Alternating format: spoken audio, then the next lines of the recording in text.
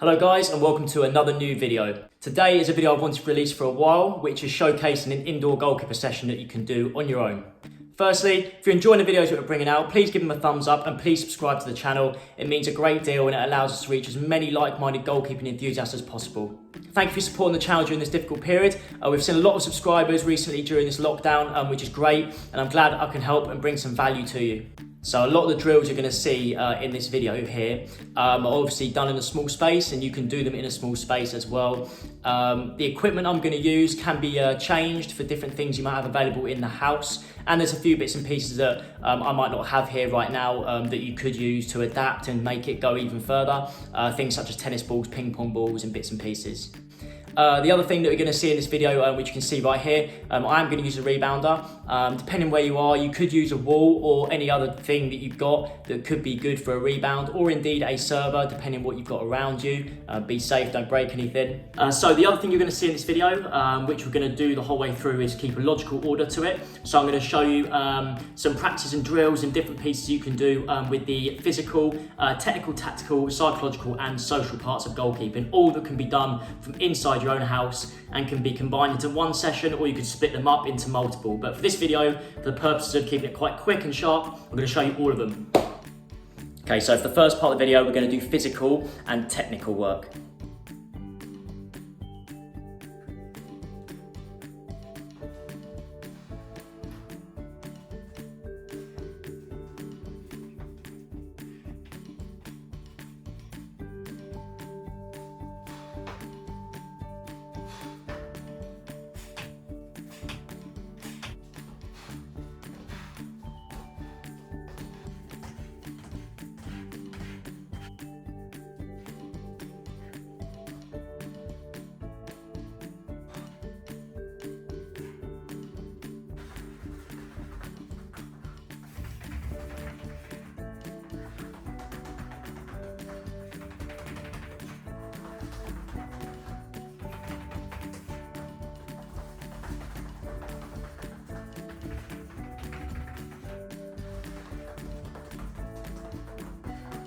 So all those drills there through the cones, you could complete them with a ball as well. So you can have a ball in hands and make sure you focus on what you're doing with the ball at the same time.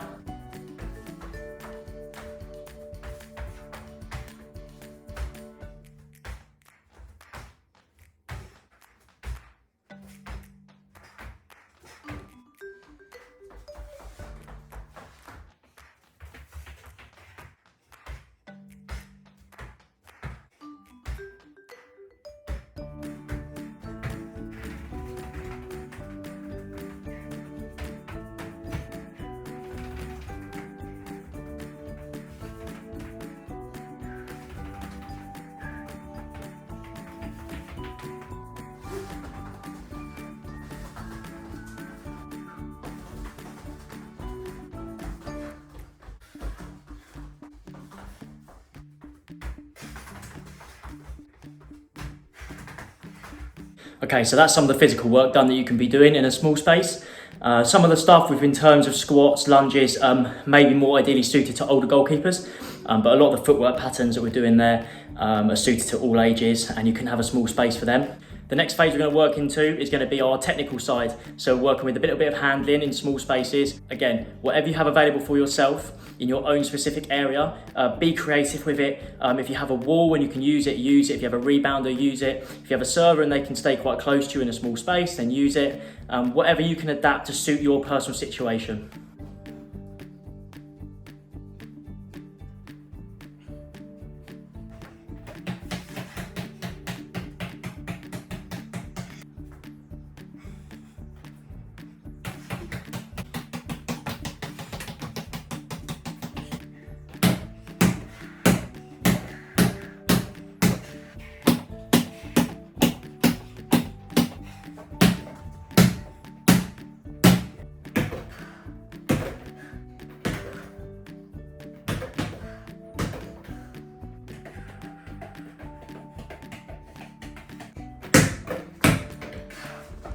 Oh, this is hard. Try this one at home.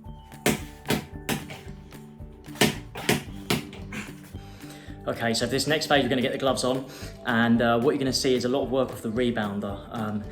This is sort of down to your own creativity again. It depends what you've got available. If you have a wall and you want to use a wall, that'd be absolutely fine. If you have a server, use a server. Rebounder would be perfect. Some of the things you're going to see here, in particular, I'm using some dome cones for some reactive work. If you had like the switch on app. If you haven't got colour cones, just use anything of colours in the house, anything you might have available that's possible to use. So these next drills you're going to see will be technical practices, all handling based. We're going to include a little bit of footwork, but we're under the presumption here of working in small spaces, so we're trying to make the most and maximise having a little space.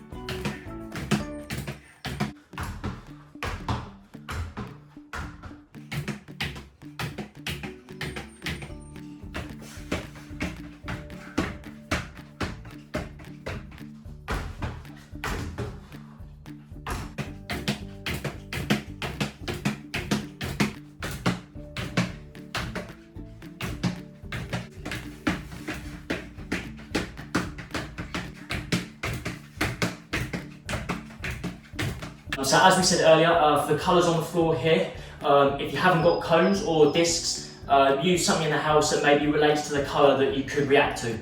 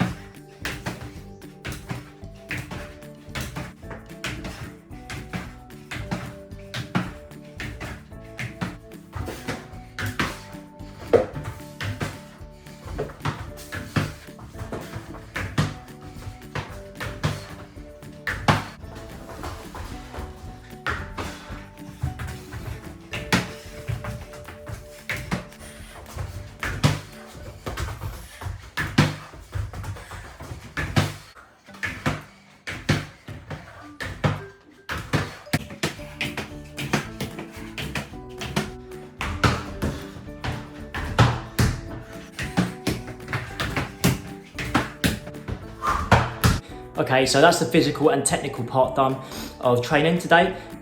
Depending on how much you do, you could do that all in one session and then you could do the next part separately. However, for the sake of the video, the next part I'm going to take you into the tactical, social and psychological stage of the session. So we'll have a little break, grab a coffee and then we'll crack on.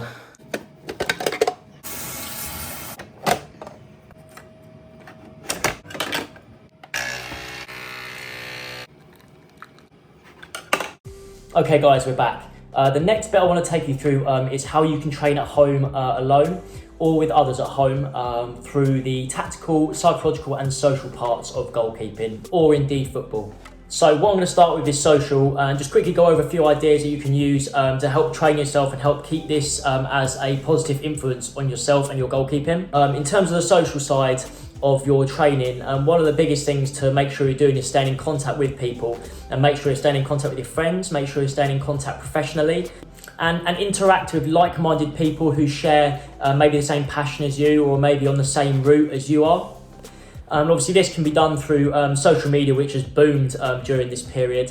And indeed, things like Zoom, FaceTime, WhatsApp phone calls, WhatsApp face phone calls, whatever you want to call them. So yeah, in terms of social training, certainly advocate social media, networking with others, other like-minded people, other professionals, your friends, and just stay in contact with people as best possible. So the next part of training, which you can certainly do by yourself, is the psychological part of training. So this part of training is sometimes overlooked and not valued maybe as highly as it should be in goalkeeping and in football.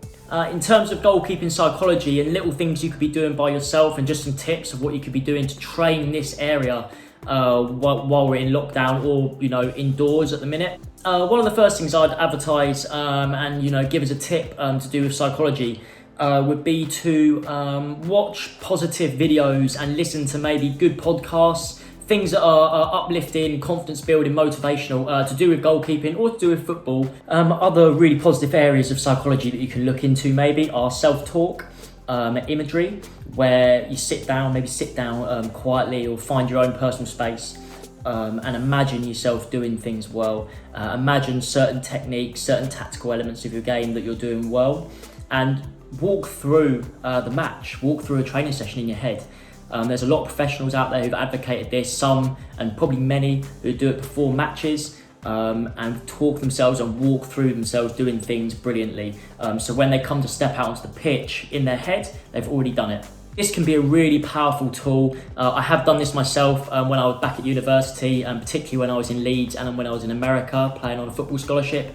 I found that it worked to the point where when I walked out on the pitch, and when I did training sessions, I felt like I was more in control of my technique and what I was performing. So I'd certainly advocate it and suggest it as a powerful thing to use for psychology. Then the final bit, after imagery and self-talk, would be to watch positive videos and maybe positive actions that you've done yourself. So if you have any videos or any evidence of goalkeeping or football that you've got that shows great actions that you've performed, now is a good time to watch them back.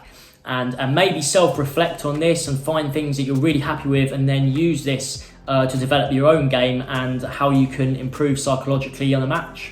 So it's very important not to underestimate the psychology of goalkeeping. It's a position where we get sometimes a lot of criticism, and we probably don't want to be doing that to ourselves. So the more you can feel confident about what you're doing and you can walk out on the pitch, walk out into training and know that you trust yourself to the utmost level, the better position you'll be in. So the last bit, which we're going to do now, is the tactical part of the game. So I'm just going to show you a few things you could do to improve your tactical knowledge of goalkeeping and football at this difficult time when we can't actually do physical goalkeeping and improve on the pitch as such. So one of the first things I would suggest in terms of tactical knowledge is to get yourself on YouTube and start looking at some of the videos that are available that maybe have already done tactical evidence and looking at goalkeepers. Or you can watch matches, so try and find a full match or try and find a match that you can analyse the goalkeepers in. There's a lot of good work on YouTube and a lot of videos that are worth watching that could enhance your tactical knowledge of the goalkeeping position. So for tactical, one of the next things I would advise as a tip, if you have the availability to do it, is to watch back footage of yourself, whether that's in games or whether that's in training, and find ways to reflect upon what you've done. So for me, I'm quite lucky, like I've got playing here, I've got some clips of Charlton Athletic training when I was there as a youth academy coach, and I have a lot of videos obviously on YouTube and amongst on my laptop from various things that I've coached where I can reflect on myself.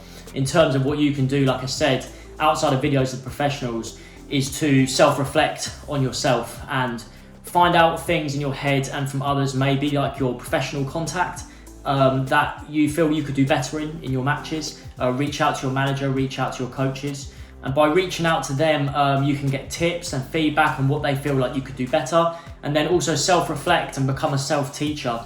Be honest with yourself. What could you do more of? What could you do more of to improve your performance across your tactical elements of the game? And then also be positive. Find things that you do well and list them down. Make notes of what you do well, what you could do more of, and you can get a real understanding of where you need to improve in your game. This time at the minute where we're in lockdown, wherever you are around the world, is a great time to self-reflect and learn about yourself and try and figure things out for yourself rather than rely on someone else to tell you. Okay, so thank you so much for watching this video. I hope it brought you some value. I hope you found the content useful. Obviously, we've looked at the technical, tactical, psychological, social, and physical things you can do when you're indoors for training. If you enjoyed the video, please give it a thumbs up and please subscribe to the channel. It means a lot. Again, thank you for watching the video and we'll see you all next time.